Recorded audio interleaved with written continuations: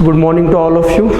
Okay, as you already know that we are discussing the chapter that is transport in plants, or you can also call it water relations or plant water relations, right? As far as plant water relations is concerned, or as far as transport in plants is concerned, in this chapter, as we have already discussed, we are mainly focusing on those phenomenons, or say those processes that work behind movement of water either from soil into the plant body or from within the plant body to the different parts of the plant body, right? So in this particular chapter, up to the last class, what we discussed is the structure of main part of the plant body through which absorption of water and other things occur, that is root. Okay, the general structure of a typical angiospermic taproot system was the topic we discussed till. Okay, and as we decided, we will now focus on the principal three phenomenons that work behind movement of water, or particularly short distance movement of water. Okay, those three phenomenons, as discussed already, are imbibition, diffusion and osmosis. Okay, along with the discussion of these three principal phenomenons or mechanisms, we will also describe the related facts about them one by one. So let's start with the discussion of phenomenon called imbibition, the first phenomenon to be discussed out of three. Okay, so let's start with definition or description, because when we will describe this phenomenon, then only we can understand. Okay, so description goes like, it is a special type of diffusion where water or any suitable solvent is absorbed by adsorbent materials. Okay, just give emphasis on definition of the imbibition, because it is something which is tricky. What is written? It is a special type of diffusion where water or any suitable solvent is absorbed by adsorbent material. Okay, in such a manner that adsorbent material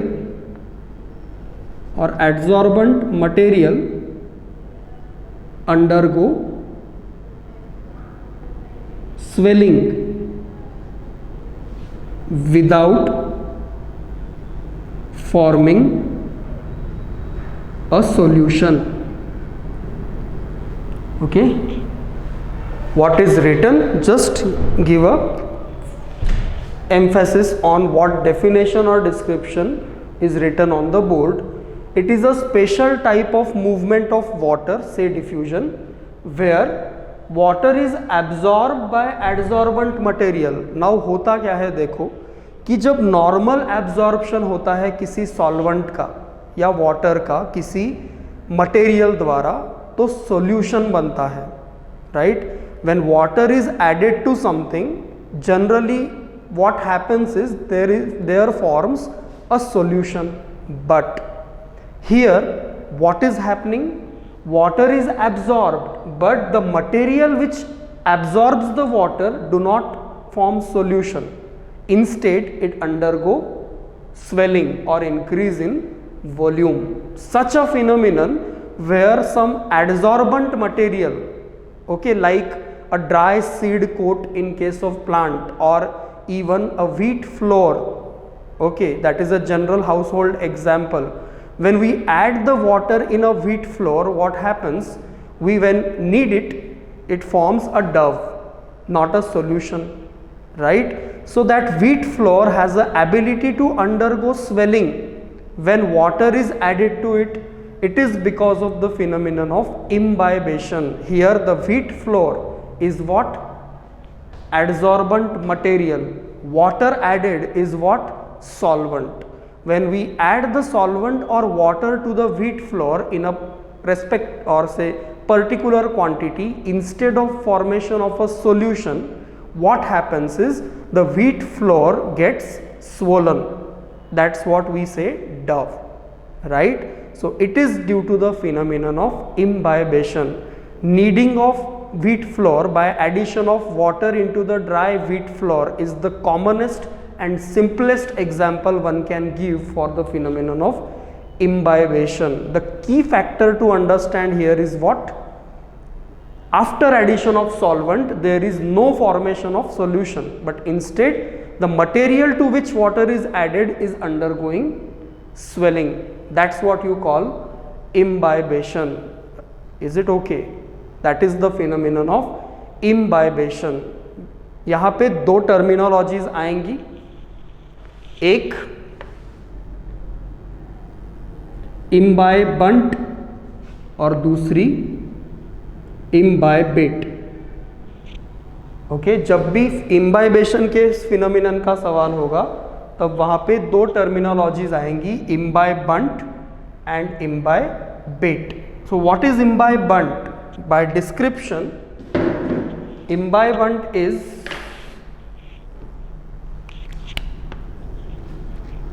the adsorbent material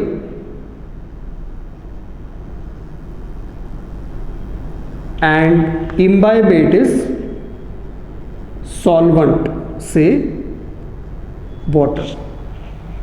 imbibition के phenomenon में जो solvent जैसे कि water या और कोई solvent absorb होता है उसे इम्बाइबेट कहते हैं, और जो इस सॉल्वेंट या वाटर को एब्जॉर्ब करता है ऐसा एडसॉर्बेंट मटेरियल क्या कहा जाता है? Imbibant. Is it okay? Imbibant and imbibate are the two terminologies that are used in reference to imbibation, and as a phenomenon imbibation is this description.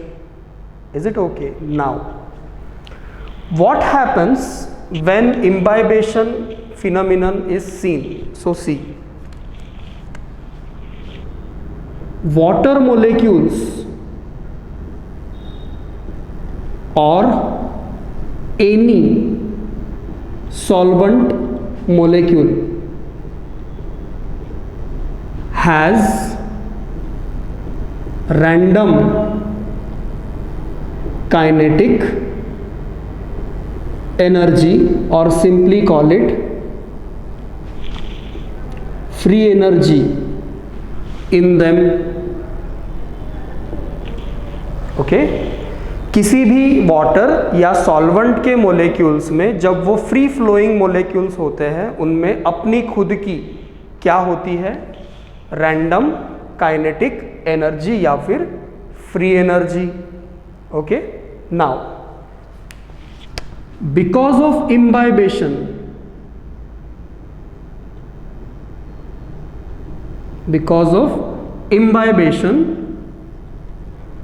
solvent molecules or water molecules gets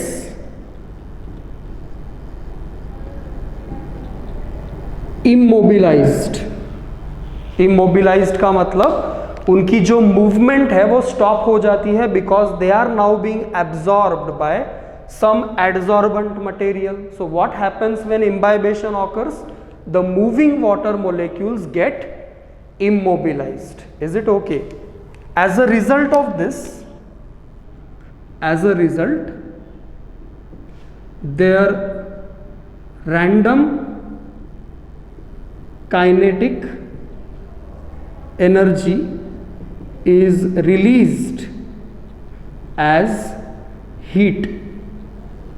तो जब भी imbibition होता है, जब कोई एडसॉर्बेंट material water या water जैसे किसी सॉल्वेंट को इम्बाइबेट के तौर पे एब्जॉर्ब करता है और उस मटेरियल की स्वेलिंग होती है, मतलब इम्बाइबेशन का फिनोमिनन होता हुआ दिखता है, तब हमको हीट रिलीज होती हुई दिखाई देती है। मतलब जो भी मटेरियल वाटर का इम्बिबिशन करेगा और खुद स्वेल होगा वो हीट जनरेट करेगा, स्मॉल अमाउंट में ही सही करेगा। वो हीट कहाँ से आती है? सो सी, क्योंकि वाटर मोलेक्यूल्स की रैंडम काइनेटिक एनर्जी उनके मोबिलिटी की वजह से थी और वही वाटर मोलेक्यूल इम्बाइबेशन की वजह से इमोबिलाइज होते हैं और अपनी काइनेटिक एनर्जी या फ्री एनर्जी को किस रूप में रिलीज करते हैं? In the form of heat. That heat which is released when an imbibition phenomenon occurs is called as, or this heat is called as heat of wetting or heat of imbibition.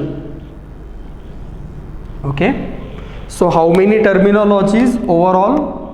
1, 2, 3 and 4, 5. Okay, imbibation, imbibant, imbibate, heat of wetting or heat of imbibation.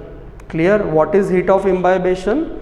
So if you define it, heat of imbibation is nothing but the heat that is generated whenever some adsorbent material absorbs certain solvent. As a result of this, the solvent's random kinetic energy gets released in the form of heat. This heat is called as heat of wetting or heat of imbibation. Okay, now there is one more thing happening here, as the definition says कि adsorbent material which is absorbing the solvent is undergoing swelling without forming a solution, it is undergoing swelling. So swelling creates a pressure. ठीक है ना, जो swelling होती है किसकी? adsorbent material undergoes swelling, right? This swelling creates pressure, whatever is the value, but pressure is always created.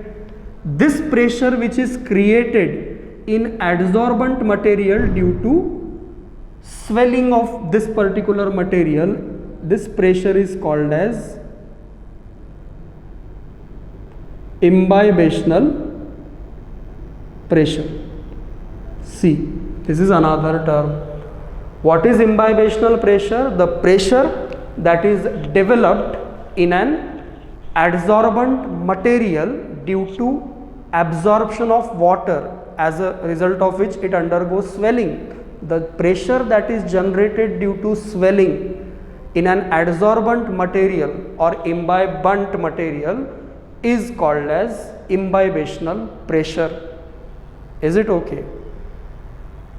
The imbibitional heat is something which is heat released due to immobilization of solvent or water molecules. Imbibate is a water or solvent molecule itself. Imbibant is a material which is absorbing and undergoing swelling, while imbibition is a phenomenon where water or solvent is absorbed by solid colloids, और जिन्हें हम more specifically एडसॉर्बेंट materials कहते हैं, which themselves undergo swelling without forming a solution. Is it okay? That's what the phenomenon of imbibition is. अब transport in plants की जहाँ तक बात है, इम्बाइबेशन हमें कहाँ दिखता है, ये एक इम्पॉर्टेंट सवाल उठता है. तो देखो, एडसॉर्बेंट के तौर पे जनरली वो चीज़ें एक्ट करती है जो ड्राई है या जिनमें वाटर की कमी है, जैसे कि ड्राई सीड कोट. ओके, अगर हम किसी सीड को सॉइल में सो करें तो सबसे पहली चीज़ जो उसके सरफेस पे होगी वो होगी seed coat, and seed coat is dry in nature, is it okay? उसके अंदर होगा कॉटिलिडॉन एंड एम्ब्रियो। अब ये जो सीड है, ये ओवरऑल जो सीड है ये कैसी है? ड्राई, क्योंकि ये डॉर्मेंट फॉर्म है लाइफ का, लाइफ साइकिल का डॉर्मेंट फॉर्म है सीड या उसके अंदर का एम्ब्रियो। जब हम डब्बे में किसी सीड को रखेंगे तो वो ड्राई है ना, उसको जब हम सॉइल में डालेंगे तब वो सबसे पहले वाटर एब्जॉर्ब करना शुरू करेगी। तो कौन से फिनोमिनन से शुरू करेगी? से imbibition. Water will enter into that dry seed coat और dry seed and seed undergo swelling. Okay, this phenomenon of swelling of a seed after it is sown into water, soil having enough amount of water is due to what? Imbibition. See, okay, water's entry into the dry seed or dormant seed initially occurs via phenomenon of imbibition, where seed undergoes swelling by absorbing soil water. Okay, that's what imbibition is in relation to plants. Now, second phenomenon in sequence after imbibition, okay, क्योंकि phenomenons पहले ही गिनवाए हैं, तो second in line was diffusion, as you already know. Okay, diffusion is the most common phenomenon that is known to you people.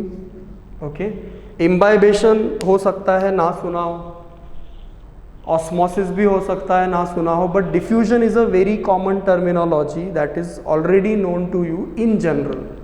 Okay, this is a different story कि हम इसको plant water relation के context में पढ़ेंगे, but diffusion एक overall common phenomenon है जिसको हम कैसे describe करते हैं technically. What is diffusion? It is a movement of material like solid, liquid, gases, ions, atoms, molecules, etc. Okay, any state of matter, any form of matter, that's what it is. A movement of material like solid, liquid, gases, ions, atoms, molecules, etc. from area of their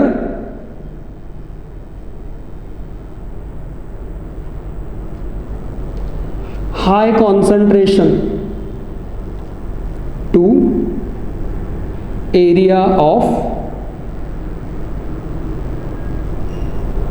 low concentration.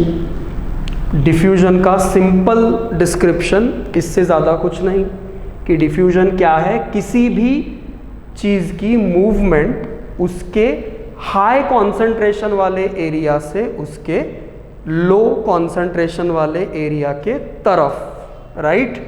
लेकिन एक बात बहुत important है जो हमको यहाँ पे add करनी होगी, इफ अलाउड, है ना?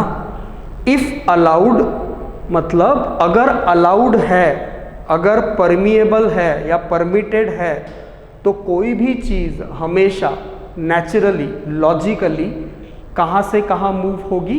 अपने हाई कॉन्सेंट्रेशन वाले रीजन से अपने लो कॉन्सेंट्रेशन वाले रीजन की तरफ, राइट? जैसे कि हम एक रूम में हैं, ओके, मैं अपनी पोजीशन पे हूँ, तुम लोग अपने पोजीशन पे हो जो कुछ डिस्टेंस पे है, और यहाँ अगर मैं कोई सेंटेड स्टिक जलाऊँ, अगरबत्ती जलाऊँ, तो उसमें से निकलने वाला फ्रेग्रेंस इस एयर में डिफ्यूज होगा। क्यों? क्योंकि जहाँ उस स्टिक को जलाया गया है वहाँ उस फ्रेग्रेंस का कॉन्सेंट्रेशन ज़्यादा है, और आगे का जितना स्पेस है उसमें इस जगह से उस फ्रेग्रेंस का कॉन्सेंट्रेशन कम है, तो एयर को एज अ मीडियम यूज करके वो फ्रेग्रेंस फैलेगा। जैसे जैसे डिस्टेंस बढ़ेगा वैसे वैसे उस फ्रेग्रेंस की इंटेंसिटी कम होती जाएगी, लेकिन हमको उससे रिलेट नहीं करना, हमको रेफरेंस क्या समझना है कि जो फ्रेग्रेंस इस पोजीशन से निकलना शुरू हुआ वो फैला क्यों। It is because of diffusion where that fragrance has moved from area of its high concentration to area of its low concentration. As the distance increased, the extent of diffusion decreased. But that's not a point. Point is diffusion has occurred. Why it has occurred? Because it is a natural thing to occur if allowed. मतलब अगर मैं यहाँ पे एक scented stick जलाऊँ और यहाँ पे एक ऐसा बैरियर रख दूँ जो उस फ्रेग्रेंस को उस तरफ पास नहीं होने देता, तो उस तरफ तो कॉन्सेंट्रेशन अभी भी नहीं है फ्रेग्रेंस का, लेकिन मैंने एक ऐसा बैरियर रख दिया जो यहाँ के फ्रेग्रेंस को आगे नहीं जाने देता, तो क्या ये फ्रेग्रेंस जा पाएगा?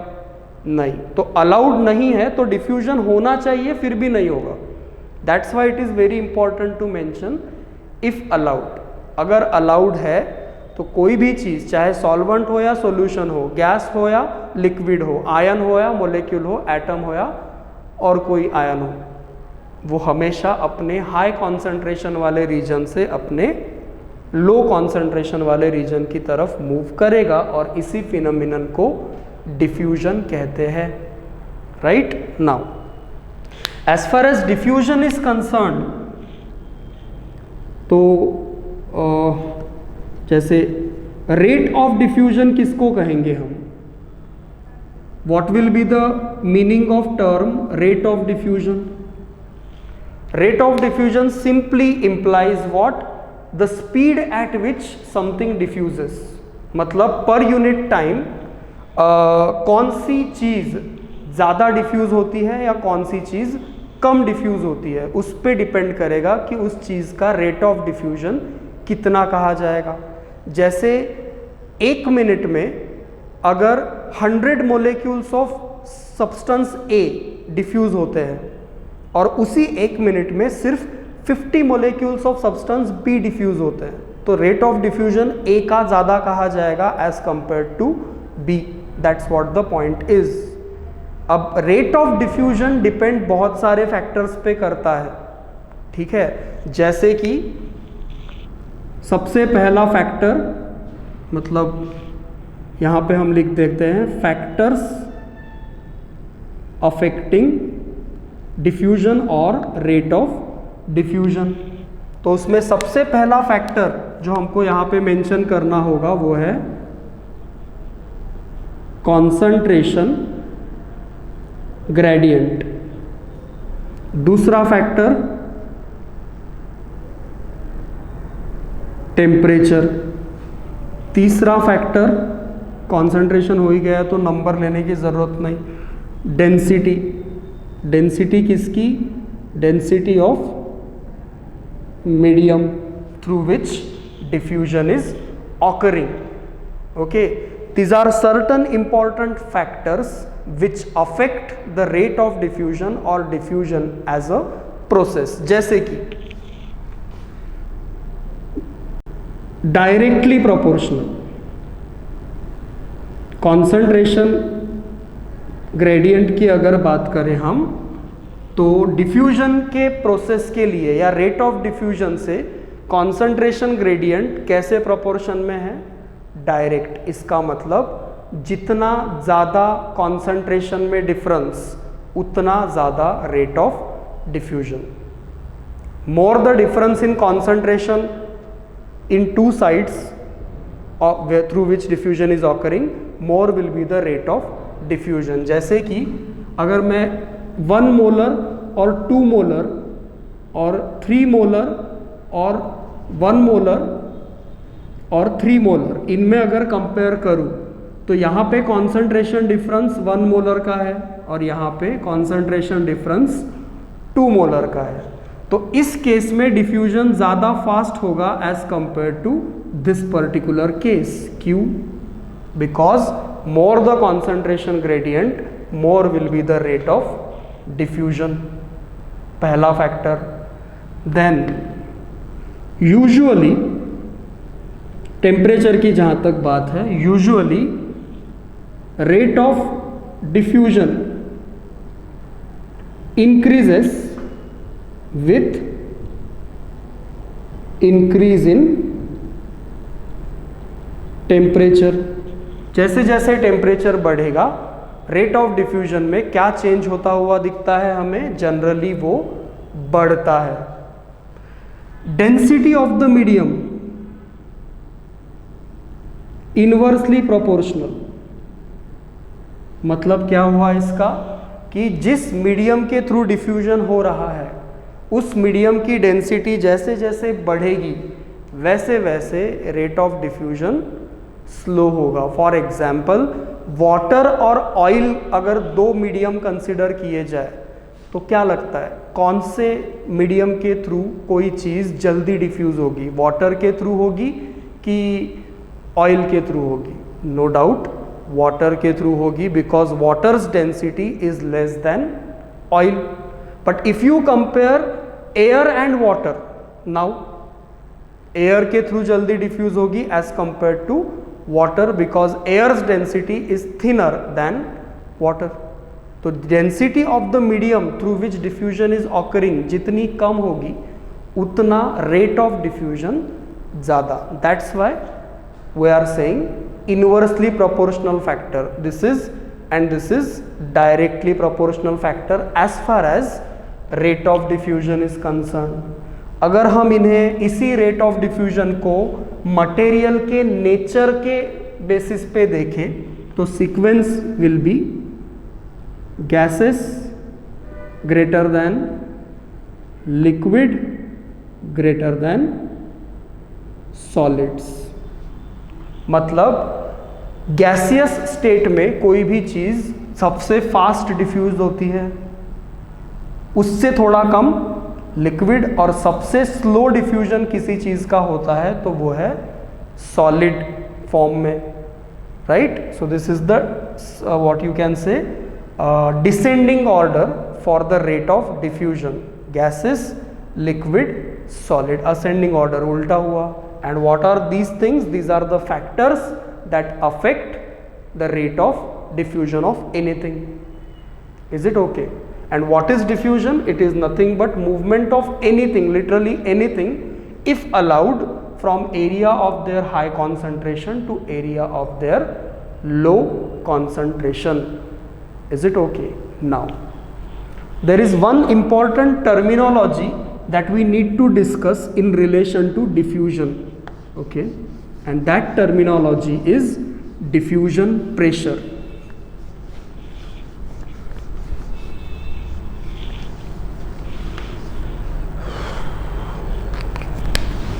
What is diffusion? We just discussed.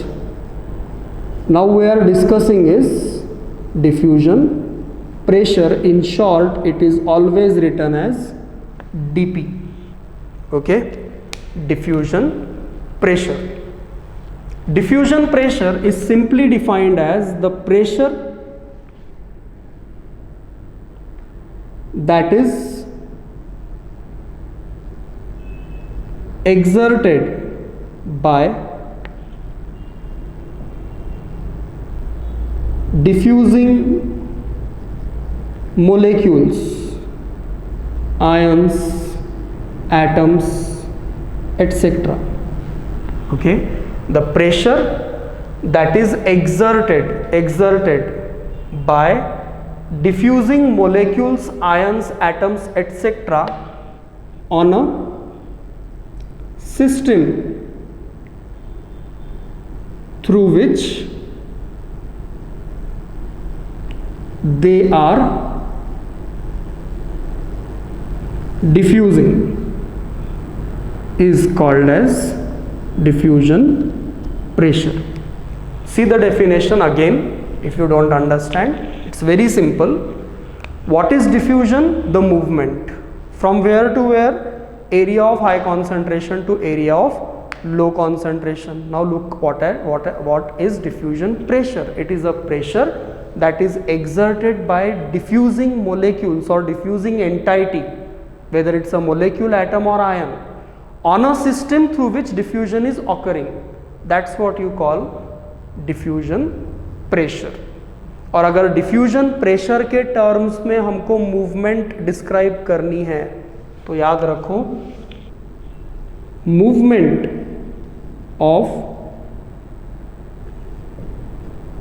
Diffusing entity, entity means anything that is getting diffused, okay, movement of diffusing entity is always from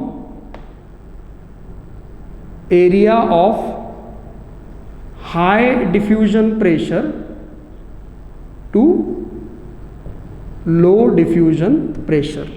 मतलब जाहिर सी बात है, जिस तरफ किसी चीज़ का कॉन्सेंट्रेशन ज़्यादा होता है उस तरफ उस चीज़ का डिफ्यूजन प्रेशर भी ज़्यादा होता है, और जिस तरफ किसी चीज़ का कॉन्सेंट्रेशन कम होता है उस तरफ उसका डिफ्यूजन प्रेशर भी कम होता है. तो जैसे हम कहते हैं डिफ्यूजन के टर्म्स में कहते हैं कि it always occurs from area of high concentration to low concentration, वैसे ही हम ये भी कह सकते हैं कि diffusion of anything always occurs from area of high diffusion pressure to area of low diffusion pressure, if allowed. Conditions apply, if allowed. Is it okay? Now sometimes you come across the term partial pressure instead of diffusion pressure. बहुत बार हमको diffusion pressure इस term की जगह कौन सी term देखने को मिलती है? partial pressure. so breathing and respiration इस चैप्टर में जैसे याद करो कि क्या लिखा हुआ रहता है, PCO2 या PO2. ये PCO2 क्या है? Partial pressure of carbon dioxide. PO2 क्या है? Partial pressure of oxygen. अब ऐसा ये पार्शियल प्रेशर क्यों कहा, डिफ्यूजन प्रेशर क्यों नहीं? तो कॉन्सेप्ट को समझो. Whenever there is mixture of many diffusing entities, say gases. जब एक साथ एक से ज़्यादा डिफ्यूजिंग एंटाइटीज होती है, मतलब फॉर एग्जाम्पल से mixture of gases, okay, and if these entities, that is here it is, gases do not interact or react with each other, okay, then their individual diffusion pressure is termed as partial pressure. The term partial pressure instead of diffusion pressure is used whenever more than one entity, entity means ion, molecule, atom, gas, solid, liquid, anything, mixture of many things are diffusing in same direction, but the conditions applied is they should not in any manner interact with each other.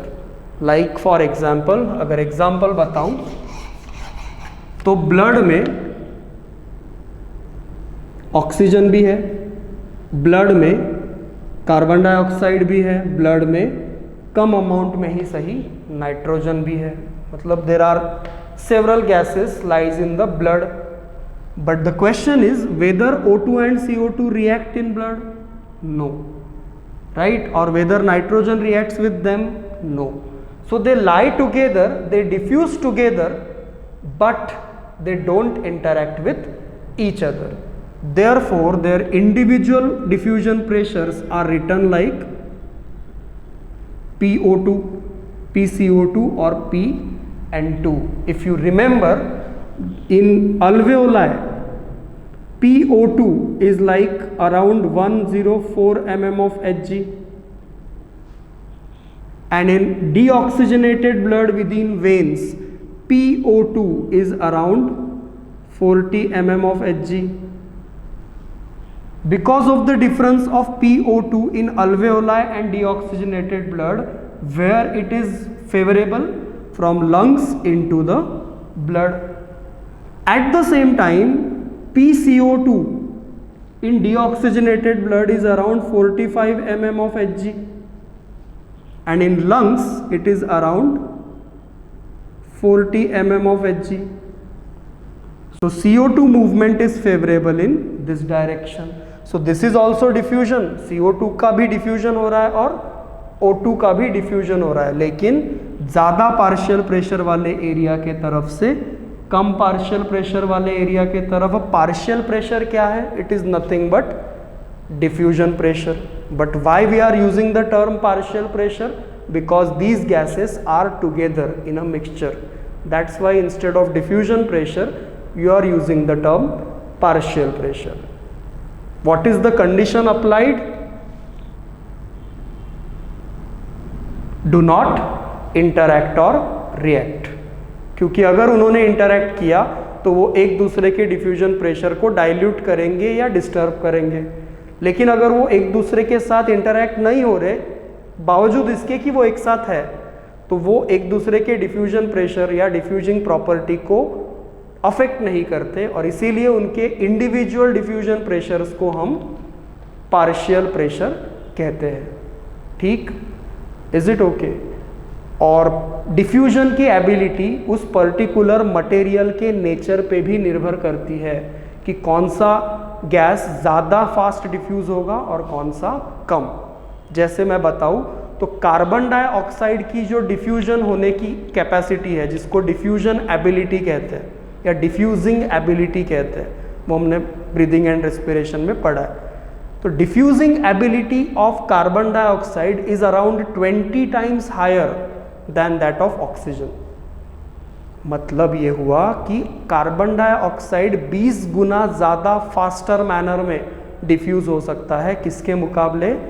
Oxygen के मुकाबले. That's what you call diffusing ability. But उसका काम transport in plants में नहीं है. Transport in plants में diffusion किस चीज़ का होता है? वाटर का होता है. सॉल्यूशन मतलब सोल्यूट्स का होता है. कहाँ से कहाँ होता है? सॉइल से प्लांट में होता है, या प्लांट के अंदर आने के बाद जाइलम या फ्लोएम के थ्रू प्लांट के हर हिस्से तक होता है. डिफ्यूज़न ये एक बहुत ही नेचुरल कॉमन लॉजिकल फिनोमिनन है जो किसी भी चीज़ को अपने हाई कॉन्सेंट्रेशन वाले एरिया से लो कॉन्सेंट्रेशन वाले एरिया की तरफ लेकर जाता है, अगर अलाउड है तो. अब ये अलाउड है मैं बार बार क्यों बोल रहा हूँ, उसका रीज़न तुमको ऑस्मोसिस के डिस्क्रिप्शन में समझ में आएगा. ठीक है ना? फिलहाल ये जो हमने डिस्क्राइब किया, it was all about diffusion and diffusion pressure and something about partial pressure. Is it okay? Now as far as third phenomenon is concerned, okay, is osmosis. But before that I would like to recall some previous thing that we discussed in, say, cell, okay, when we were describing plasma membrane, transport through biomembranes. Diffusion एक passive phenomenon है.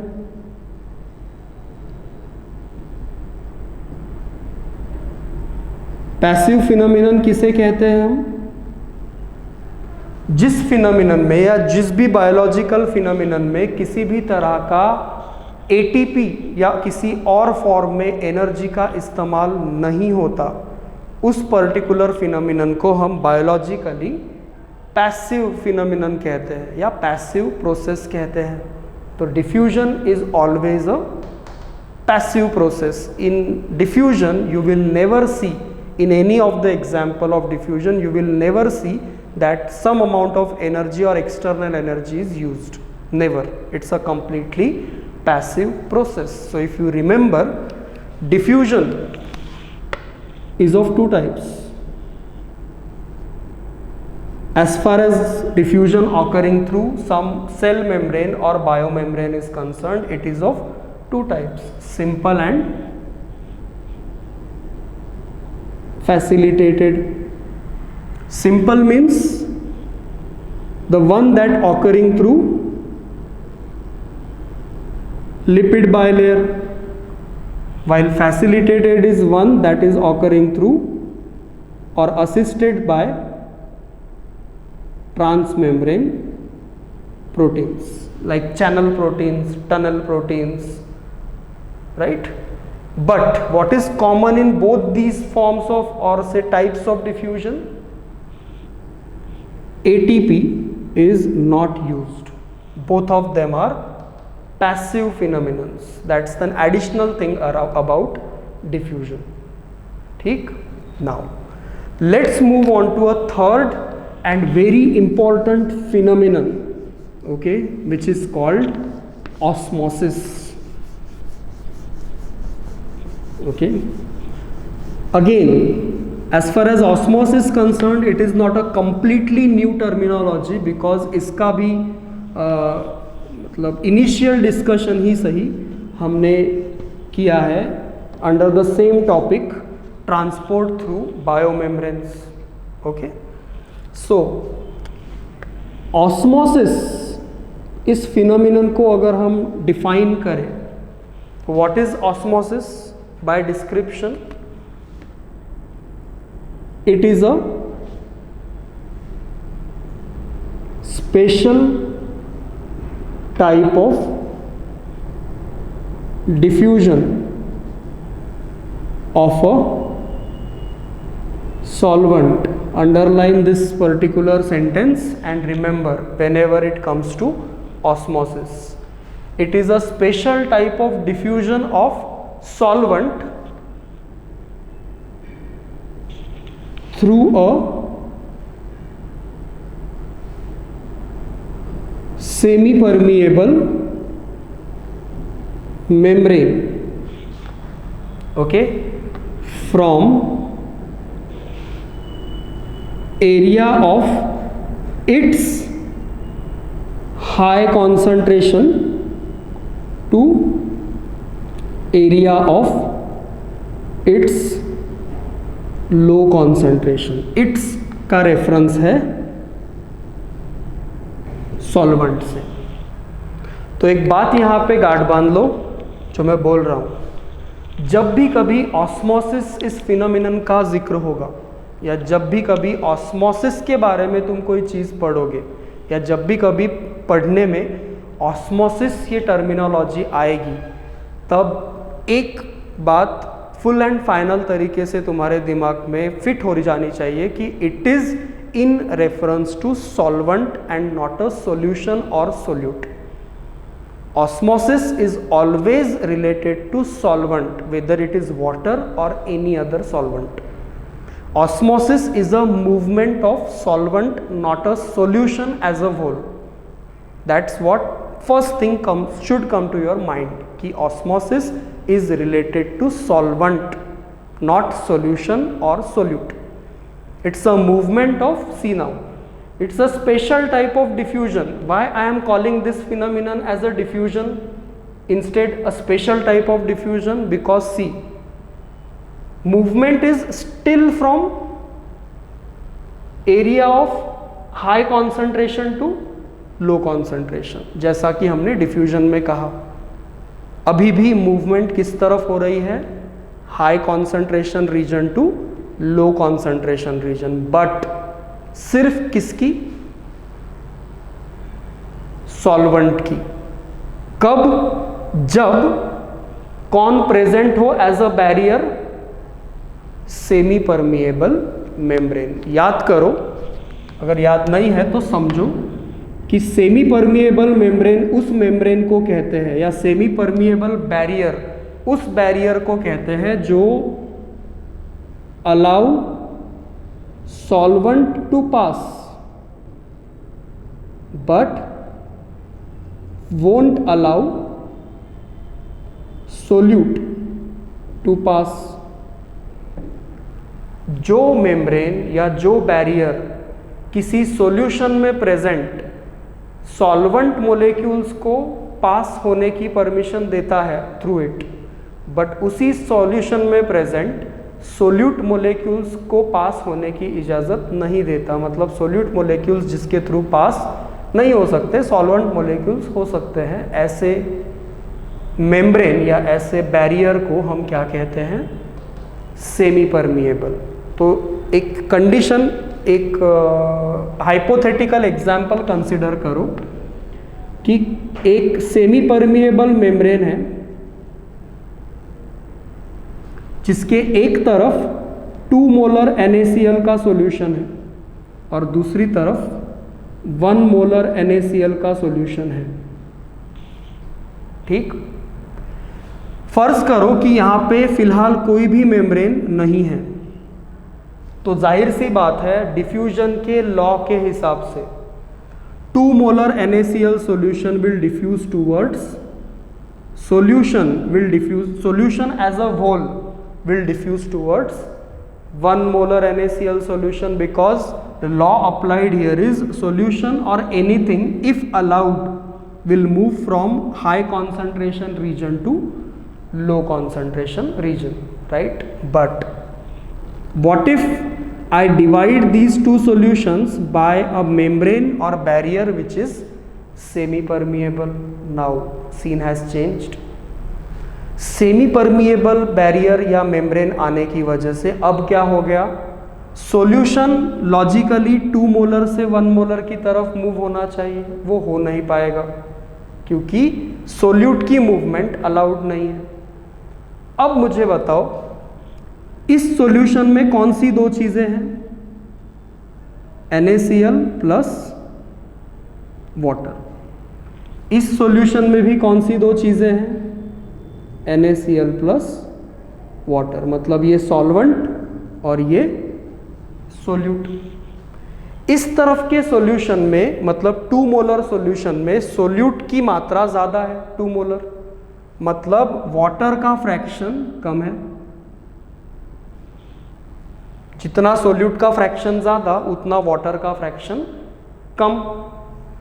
1 molar solution में solute है, नहीं है ऐसा नहीं है, लेकिन इस सॉल्यूशन के मुकाबले इस वाले सॉल्यूशन में सोल्यूट का फ्रैक्शन कम है, मतलब कंपैरेटिवली वाटर का फ्रैक्शन ज़्यादा है। वाटर कौन है? सॉल्वेंट। सेमी परमिएबल मेम्ब्रेन के थ्रू वाटर की मूवमेंट अलाउड है, तो वाटर का डिफ्यूजन इस मेम्ब्रेन के थ्रू हो सकता है।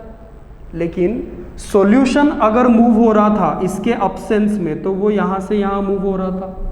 अब सॉल्यूशन मूव हो नहीं सकता, सॉल्वेंट मूव हो सकता है, तो सॉल्वेंट कहाँ से कहाँ मूव होगा?